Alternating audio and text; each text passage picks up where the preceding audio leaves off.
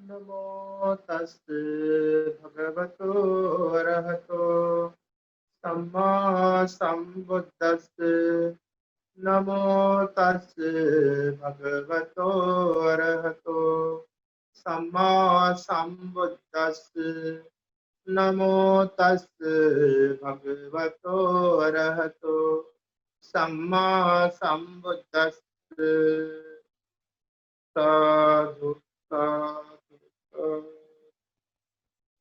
आमचे पूजनीय गुरु भंतेजींना आमचं नमन करू.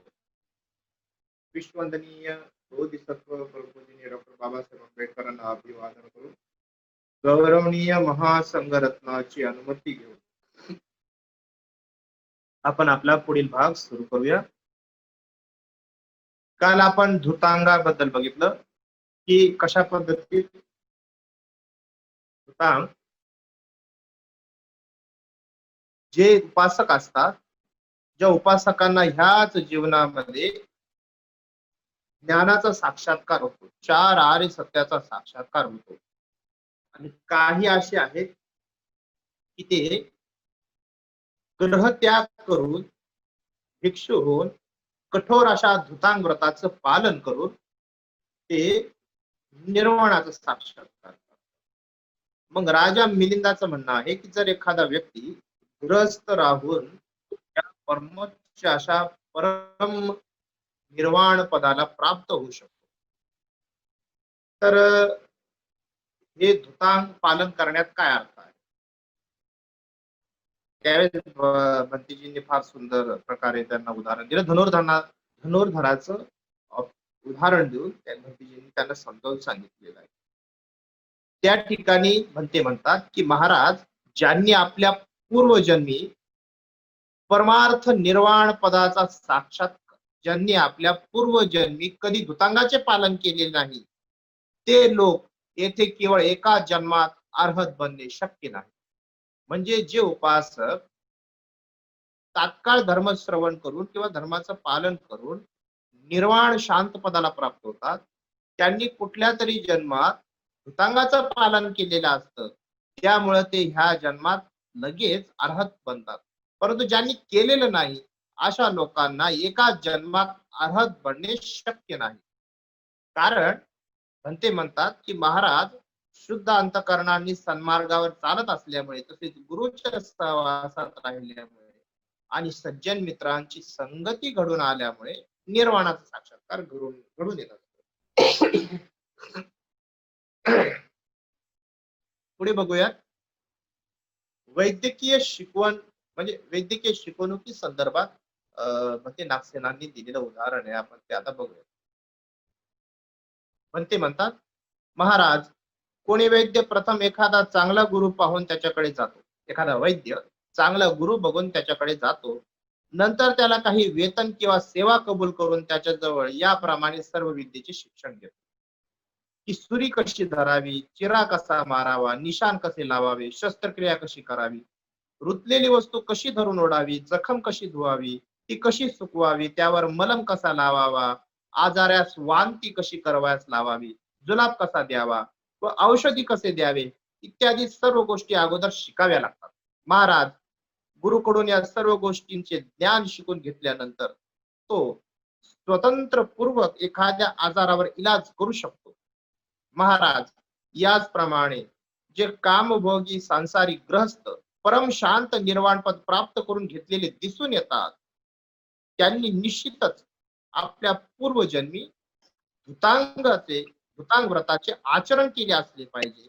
त्यांनी आपल्या पूर्वजन्मी आपला आचार व मार्ग शुद्ध करून घेतला असल्या कारणाने ते तेथे ग्रस्त जीवन व्यतीत करीत असताना सुद्धा परमार्थ निर्वाण पदाचा साक्षात्कार करून घेतात. महाराज, ज्यांनी स्वतःला धूत गुणांनी शुद्ध केलेले नाही, करून घेतले नाही, त्यांचा कधीही धर्मात प्रवेश होऊ शकत नाही. धूत या शब्दाचा अर्थ होतो धुवून काढणे. अंग म्हणजे धुवून काढण्याचे अंग. मग ते 13 प्रकारचे अंग आहे धुतांग, आहे की नाही. तर ते व्रत आहेत. धूत गुणांनी शुद्ध करून कोणी घेतले नाही, त्यांना कधीही धर्मात प्रवेश होऊ शकत नाही. खरी गोष्ट आहे. ज्यांनी या धूत मार्गावर म्हणजे परिपूर्ण शुद्ध होण्याच्या मार्गावर जे कधी आलेलेच नाही, अशा लोकांचा धर्म प्रवेश होऊ शकत नाही. मग ही गोष्ट खोटी आहे. कोणती गोष्ट खोटी आहे? किंवा त्याला फार गाथा येतात, तो लोकांची विधी करतो आणि फार वर्षापासून तो धर्मामध्ये आहे. गाथा पाठ केल्याने, पांढरे वस्त्र घातल्याने किंवा विधी कर्मकांड केल्याने कुणी धर्मामध्ये प्रवेश करत नाही. जो व्यक्ती धर्माला प्रॅक्टिस करतो, जो व्यक्ती धर्माला स्वतः अंगीकारतो आणि त्यानुसार आचरण करतो, असाच व्यक्तीचा खऱ्या अर्थाने धर्मामध्ये प्रवेश होत असतो. हे या ठिकाणी लक्षात घेण्यासारखं आहे.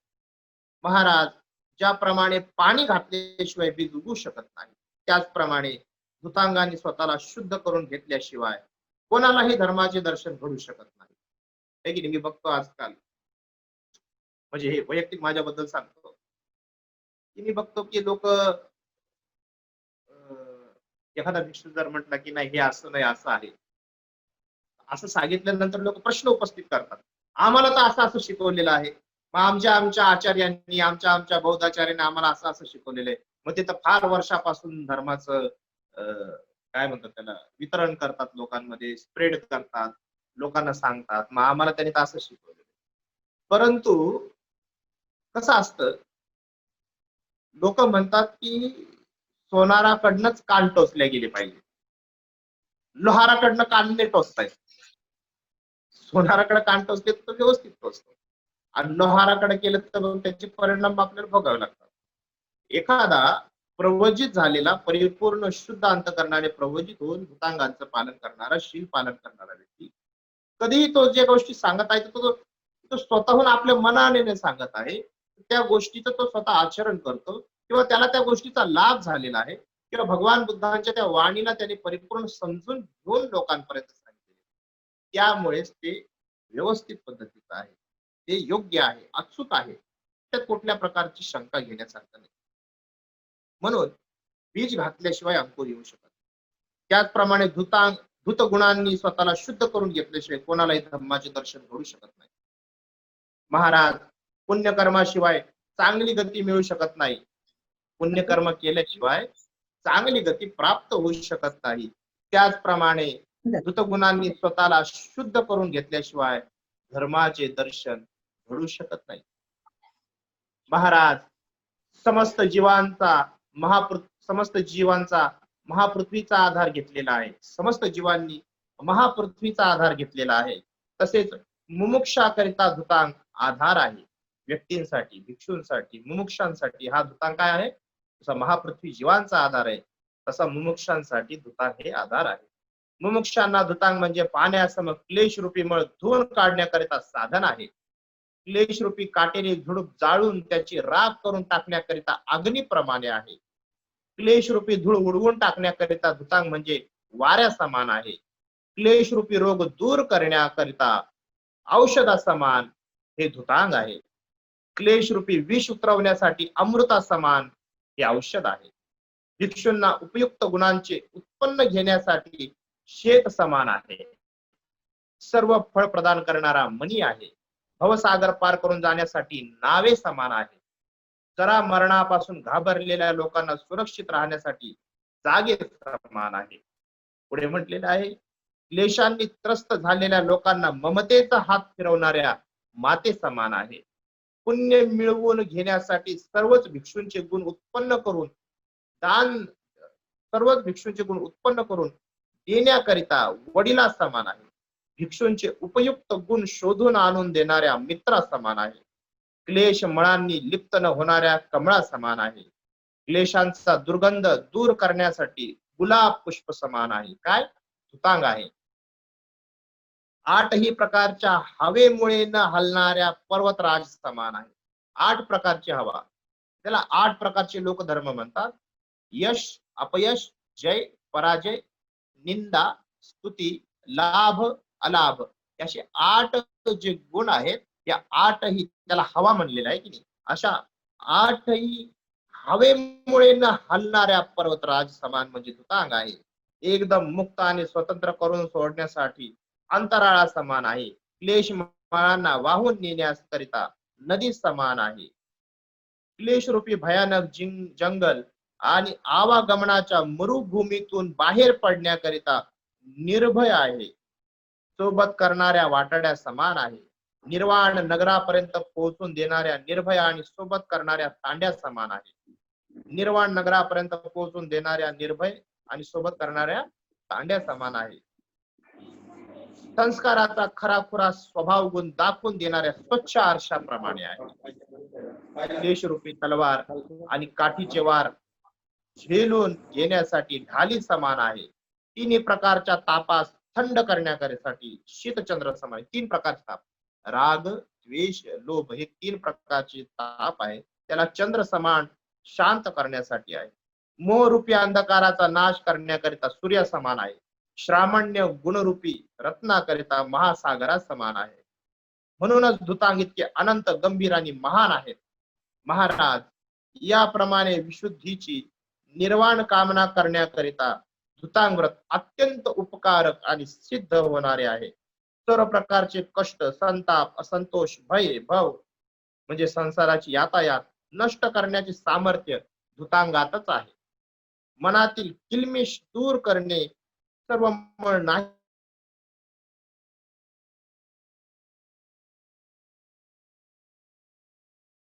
मोह तसेच अभिमानास पळवून लावणारे, आत्मदृष्टी श्रम घालून समस्त पापांची मुळे कापून टाकणारे असे धुतांगच आहे. धुतांग यशस्वी वृद्धी करते, हित व सुखकारक आराम देणारे, प्रीती निर्माण करून कुशल मंगल घेऊन येणारे आहे आणि निर्दोष उत्तम फळ प्रदान करणारे धुतांग सद्गुणांची खान आहे. अनंतर आणि आगाध श्रेष्ठ गुण प्रदान करणारे आहे.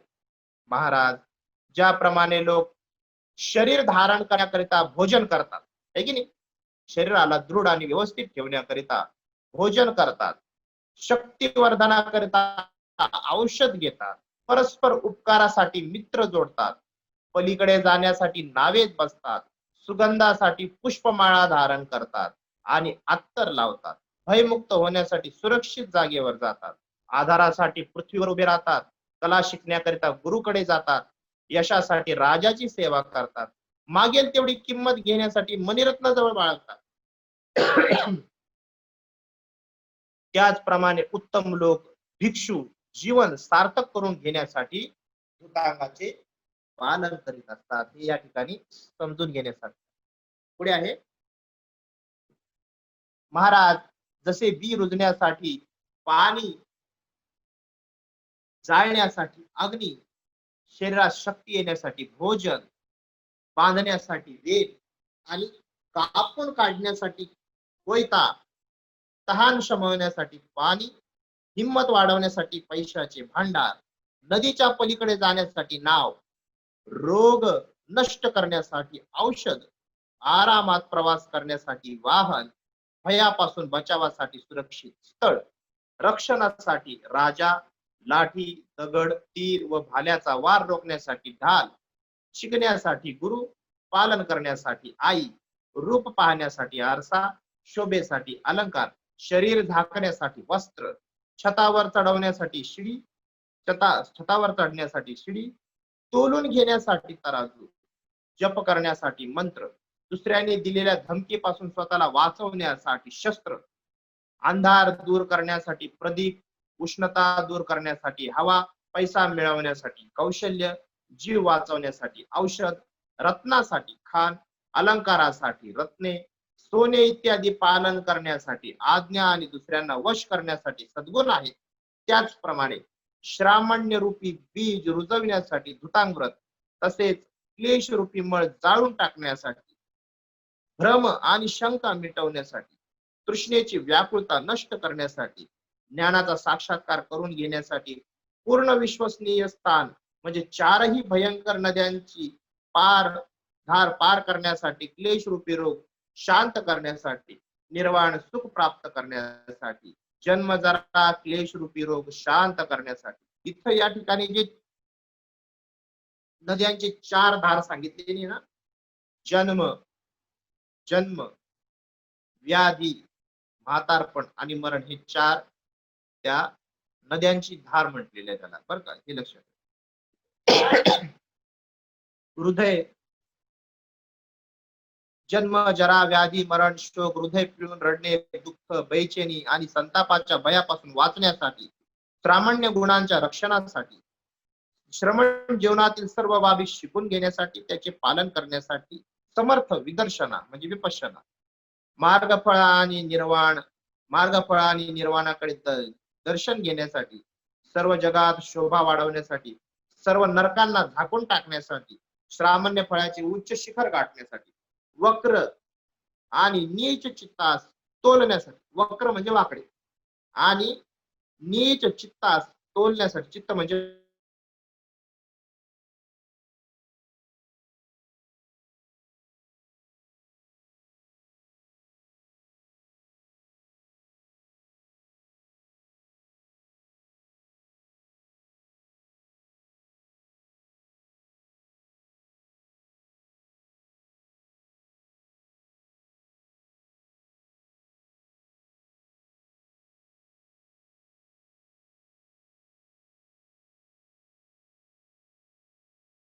उत्तम घालवण्यासाठी.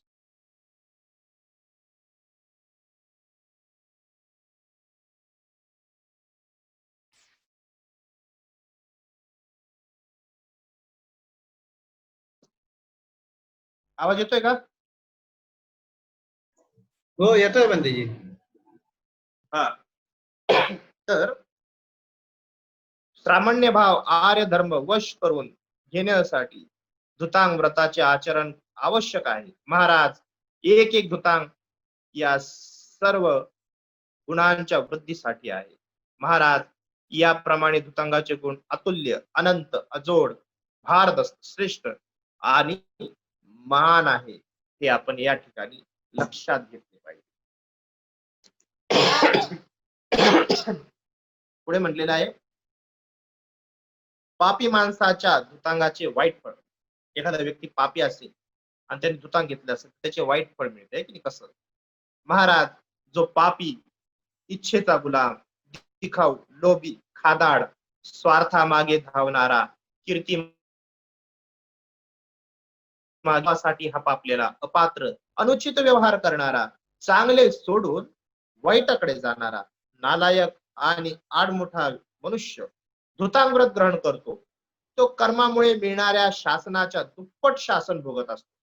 ते कर्मामुळे मिळणाऱ्या फळाचे दुप्पट फळ तो भोगत असतो आणि त्याच्यातील जे काही चांगले सद्गुण शिल्लक असतात ते सुद्धा गमावून बसतो.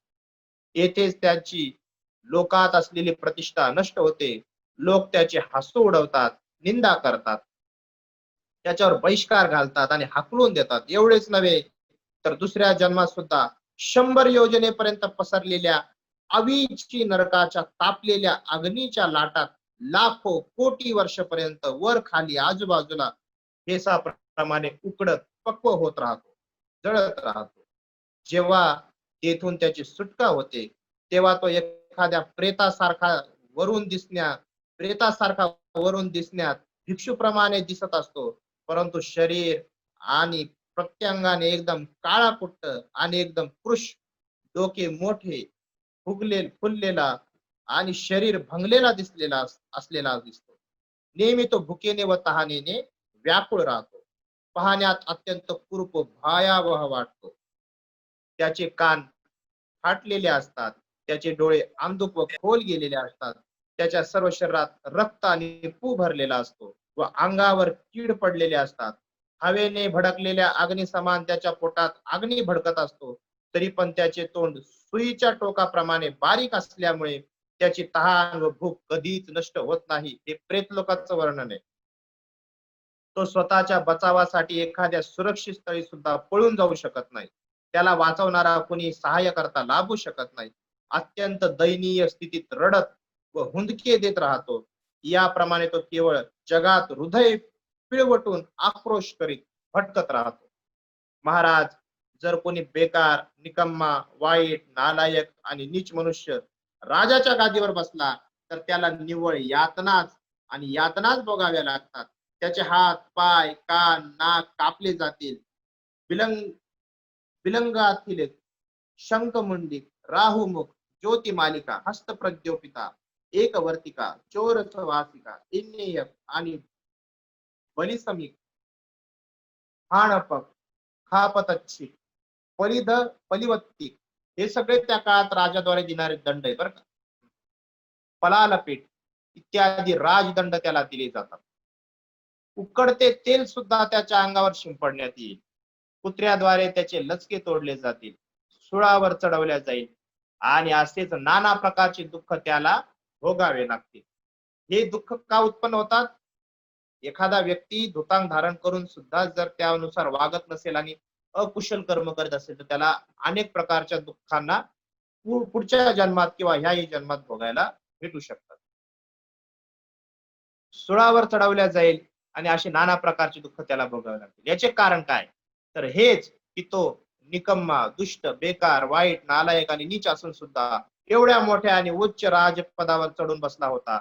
त्याने आपल्या मर्यादेचे उल्लंघन केले होते. महाराज याचप्रमाणे जो पापेच्छुक, स्वैर, दिखाऊ, लोभी, खादाड मनुष्य धृतांगव्रत धारण करतो, तेव्हा तो आपल्या पूर्वीच्या दुष्ट कर्मामुळे भोगाव्या लागणाऱ्या दंडाच्या दुप्पट दंड भोगत असतो. आणि जे काही थोडे सद्गुण त्याच्यात शिल्लक राहतात, जे काही सद्गुण त्याच्यात शिल्लक राहतात, ते सुद्धा तो गमावून बसतो. तो कोणत्याही सुरक्षित जागी पळूनही जाऊ शकत नाही, त्याच्या सहाय्यार्थ धावूनही कोणी येऊ शकत नाही. तो अत्यंत दयनीय स्थितीत हुंदके देत रडत असतो. याप्रमाणे तो संसारात हृदय पिटाळून आक्रोश करीत भटकत राहतो, असं या ठिकाणी म्हणते नास्तिकांनी राजा मिलिंदास सांगितले. योग्य व्यक्तीच्या धुतांग पालनाचे उत्तम फळ, जो व्यक्ती योग्य प्रकारे धुतांगाचं पालन करतो त्याचे फळ, ते आपण आज नाही बघणार, उद्या बघणार आहोत, है की? कारण की तो विषय फार गंभीर आणि मोठा मोठा आहे धुतांगाचा. तरी सुद्धा हे धुतांग जो गुण आहे तो या 2-3 पेज मध्ये सामावू शकत नाही. विशुद्धी मग्गामध्ये त्याचं विस्तृत वर्णन आहे. विशुद्धी मग्ग नावाचा ग्रंथ आहे, त्याचं विस्तृत वर्णन आहे. तुम्हाला जर कोणाकडे उपलब्ध असेल तर तुम्ही ते वाचू शकता. एक कथा मी तुम्हाला सांगतो या संदर्भातलीच, की भिक्षुव्रत धारण करून जर त्याचे व्यवस्थित पालन नाही केलं तर काय फळ होतं. पूर्वी भगवान काश्यप सम्यक संबुद्धांच्या काळामध्ये, त्यावेळेस भगवान काश्यप सम्यक संबुद्ध होते. त्यावेळेस एक भिक्षू एका गावामध्ये राहत होता आणि अचानक त्याच्या गावामध्ये एक अरहत भिक्षू आले, परंतु त्याला कळत नाही की हे अरहत भिक्षू आहे म्हणून. तर आले, मग ते म्हटले की मी आज दिवस तुमच्या इथं थांबणार आहे. अरहत भिक्षू म्हणले. तो भिक्षू म्हणाला ठीक आहे. मग एक उपासक तिथं आला. तो उपासक आल्यावर जे अरहत भिक्षू होते त्यांनी एक उत्तम अशा प्रकारची धम्मदेशना दिली. उत्तम अशा प्रकारची धम्मदेशना दिल्यामुळे त्या उपासकाला फारच आनंद झाला. त्यांनी कधी अशी व्यवस्थित धम्मदेशना ऐकली नव्हती. तर त्यांना फार मनाला बरं वाटलं. तर मनाला बरं वाटल्यामुळे तो म्हणाला की बनते, कृपा करून तुम्ही उद्याचं भोजन माझ्याकडे स्वीकारा, है की नाही? तुम्ही आणि हे निवासी भिक्षू जे दोघ जण उद्या माझ्याकडे भोजनाला या, अशी त्यांनी विनंती केली. तो उपासक आता जो निवासी भिक्षू आहे त्याच्या मनात आला, अरे हा एकच दिवस आला आणि उपासकाने याला भोजनाला पण बोलवलं, उद्या असं होईल मला बाहेर काढून टाकतील आणि यालाच ठेवतील म्हणे, है की नाही?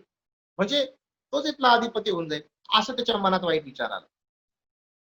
मग दुसऱ्या दिवशी सकाळी त्याने काय केलं, तो निवासी भिक्षूने चिवर घातलं, हातात भिक्षा पात्र घेतलं आणि जे अरहत भिक्षू होते त्या अरहत भिक्षूच्या दरवाजावर जाऊन फक्त असं असं एक बोट टच केला, फक्त एकदा आणि दोनदा, जोरात नाही वाजवलं, असं दोनदा फक्त टच केलं आणि निघून आला. निघून आल्यावर भोजन बिजन घेतलं, भोजन झालं. भोजन झाल्यावर तो उपासक म्हणला भंते नाही आले, ते नवीन आलेले भंतीजी नाही आले. मग तो उपासक म्हणला, अहो काय म्हणे, मी किती दरवाजा वाजवला म्हणे, ते अजून झोपलेले आहेत म्हणे, है की नाही? त्याच्या मनात ते ईर्ष्या उत्पन्न झाली. तो उपासक काहीच बोलला नाही. उपासक म्हणाला ठीक आहे भंतीजी. भोजन झाल्यानंतर त्या उपासकाने मध आणि गुळ दिलं, है की नाही? म्हणजे असं आहे की भिक्षू 12च्या नंतर मध, गुळ असे पदार्थ घेऊ शकतो, इतर पदार्थ नाही खाऊ शकत, है की नाही? म्हटलं भंते तुम्ही हे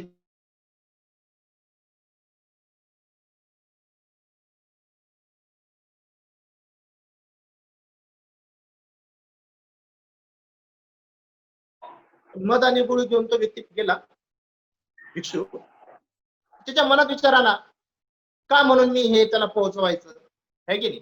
का म्हणून मी त्याला हे मध आणि गुळ द्यायचं, असा मनात त्याचा विचार आला. जवळच एक शेतामध्ये गबाळ वगैरे जमा करून एका शेतकऱ्याने आग लावली होती. त्याने ते मध आणि गुळ त्या अग्नीमध्ये टाकून दिलं आणि तो विहारात गेला. विहारात गेला, बघतो तर काय तिथं भंतीजीच नाही, आहे की नाही. तिथं भंतीजी नव्हते, भंतीजी निघून गेले. नंतर त्याला कल्पना आली, अरे ते अर्हत भिक्षू तर नव्हते. आधी मग त्याच्या मनामध्ये पश्चाताप उत्पन्न झाला. मी हे काय केलं, आहे की नाही.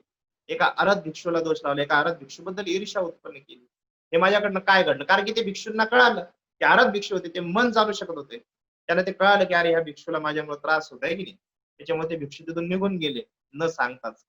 तर मग त्या याला वाईट वाटलं, त्या अरे मी हे काय कर्म केले. पण आता कर्म तर त्याच्याकडनं घडलं. मग तिथून मृत्यू होऊन तो आवीची नरकात उत्पन्न झाला. असंख्य कल्पापर्यंत नरक यातना भोगून तो प्रेत लोकात जन्माला आला आणि प्रेत लोकाचं दुःखी आणि कष्टी जीवन जगल्यानंतर तो भगवान गौतम बुद्धांच्या शासन काळामध्ये एका भिकाऱ्यांच्या वस्तीमध्ये जन्माला आला.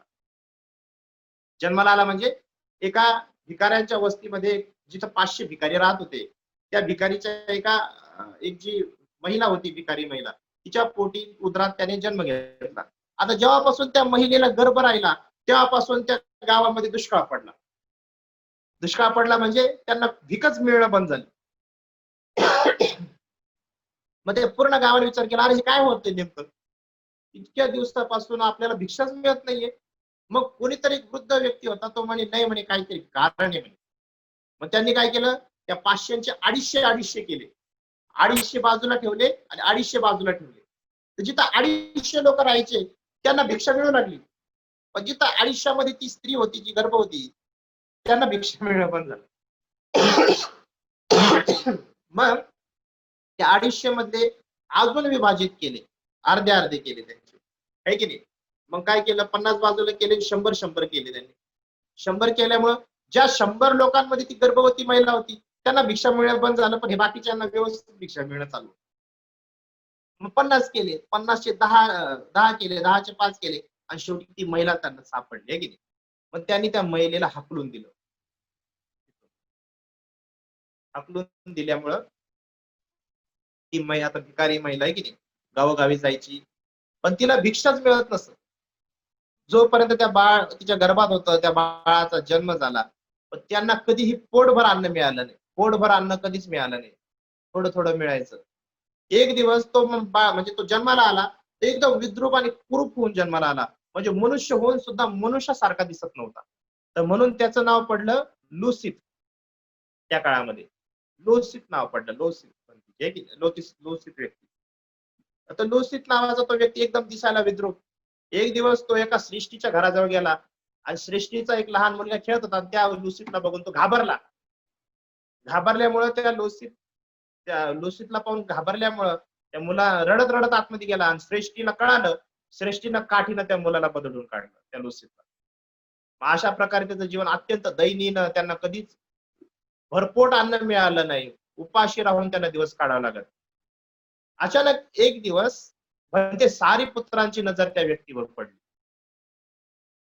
लुसीतवर. आणि मग लुसीतला बघितलं बंतेजींनी. तर त्या भगवान आता म्हणते सारीपुत्र फार दयावान व्यक्ती, की फार महाप्रज्ञ आणि दयावान. तर त्यांनी त्या लुसीतला विचारलं, लुसीत भिक्षू होतोस काय. तर तो म्हणाला, आता एखाद्याला भिक्षू होण्याची संधी प्राप्त झाली की एकीकडे भिक्षा मागून जगण्यापेक्षा. तर हो म्हणे बनते. तर सारीपुत्र बंतीजींनी त्याला प्रवचित केलं. प्रवचित केल्यानंतर तो भिक्षू झाला.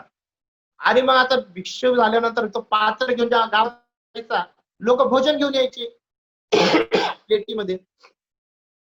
सारीपुत्र बंतीजींना वाढायचे, पण त्यांच्या पाठीमागे येणार लुसीत आहे, तो भिक्षापात्र घेऊन यायचा. आणि जेव्हा भिक्षा पात्र उपासक टाकायला जायचे तर त्यांना ते पात्र भरलेलं दिसायचं, पण त्याच्यात काहीच नसायचं. पण उपासकांना दिसताना ते भरलेलं दिसायचं. त्यामुळं त्याला 3 दिवस झाले, 4 दिवस झाले, 5 दिवस झाले, 8 दिवस झाले, अन्नच भेटलं नाही. हे अर्हत भिक्षू सारीपुत्रांच्या लक्षात आलं, हे की नाही. 8 दिवस झाला माणूस उपाशी आहे. म्हणजे हे उपासकांच्या घरी गेल्यावर भिक्षापात्र घेऊन गेल्यावर वाढताना त्यांना आढळतं, अरे पात्र तर भरलेलं आहे, उपासकांना दिसतं, पण ऑलरेडी त्याचं ते पात्र खाली असतं. एक दिवस सारीपुत्र भंतीजींनी आपल्या पात्रातलं अन्न त्याच्या पात्रात टाकलं. भंतीजींनी त्यांच्या पात्रातलं अन्न त्याच्या पात्रात टाकलं आणि ते लगेच गायब झालं. मग सारीपुत्त भंतीजींना कळलं. मग सारीपुत्त भंतीजी एक दिवस सकाळी लवकर उठले, अंगावर चिवर धारण केलं, भिक्षापात्र घेतलं, गावात गेले. गावात गेल्यावर त्या दिवशी त्यांना फार प्रणित आणि उत्तम भोजन भेटलं. ते प्रणित आणि उत्तम भोजन घेऊन भंते कुठे गेले? त्या लुसीतकडे गेले आणि लुसीतला म्हणाले, हे घे, आता तू भोजन कर. त्यावेळेस त्याने हात पुढे केला, पण ते म्हणे नाही, म्हणे पात्राला हात नाही लावायचा, म्हणे पात्र माझ्या हातात राहील, म्हणे आणि तू भोजन करायचं.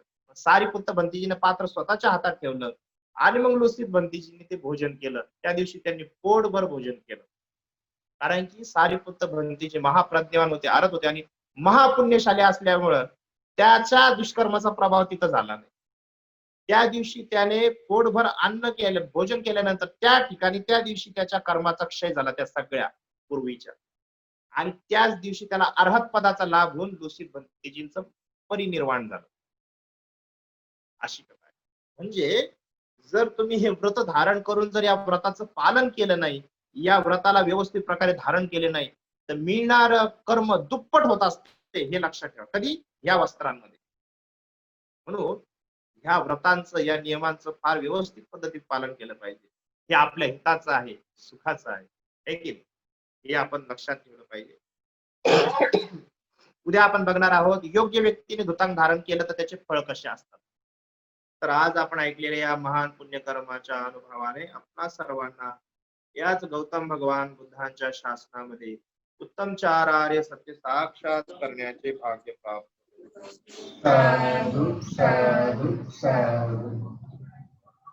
सबिंद्रियो वजन्तु सर्वरोगो विनश्यतु माते भवन्त्वन्तिराय सुखी दीर्घायुको भव.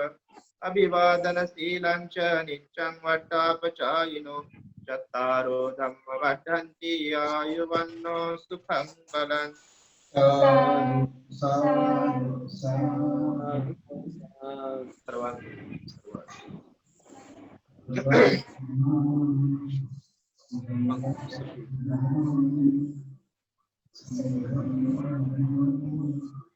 काळजी घ्या तब्येतीची सर्वांनी.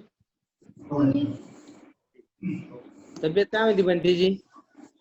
तब्येत बरी आहे आता?